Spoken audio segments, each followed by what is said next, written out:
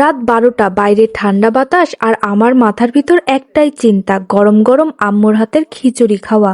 আর আমি কিছু চাইলে আম্মু কি আর না করে। চলুন দেখি কিভাবে মাঝরাতে শুরু হয়ে গেল খিচুড়ি অভিযান। আসসালামু আলাইকুম গাইস, দিস ইজ মি সাজিয়া আক্তার। কেমন আছেন সবাই? আশা করছি সবাই ভালো আছেন। গাইস, এই শীতের রাতে হঠাৎ করে খুব আম্মুর হাতের গরম গরম খিচুড়ি খেতে ইচ্ছে করলো।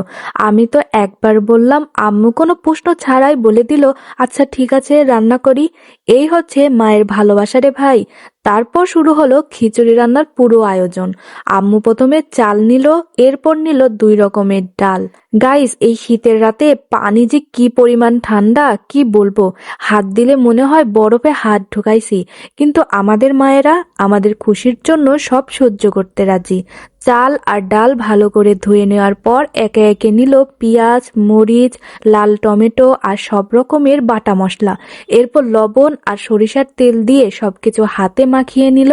গাইস, বিশ্বাস করেন, হাতে মাখানো খিচুড়ির টেস্ট কিন্তু একদম অন্য লেভেলের। আমার তো হাতে মাখানো সবকিছুই অনেক ভালো লাগে। এরপর রাইস কুকারে গরম পানি দিয়ে খিচুড়িটা চুলায় বসিয়ে দিল। এখন 30 মিনিট অপেক্ষার পালা। এর ভিতরে আমি আবার ঢাকনাটা তুলেই দেখছি অন্য রকমের একটা সেন্ট বের হচ্ছে। 30 মিনিট পর পুরোপুরি রান্না হয়ে গেলে খিচুড়িটা আমি একটা স্টিলের প্লেটে খিচুড়ি নিয়ে নিলাম।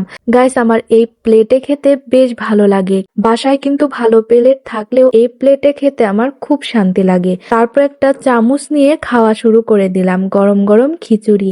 এক কথায় শীতের রাতের পারফেক্ট শান্তি।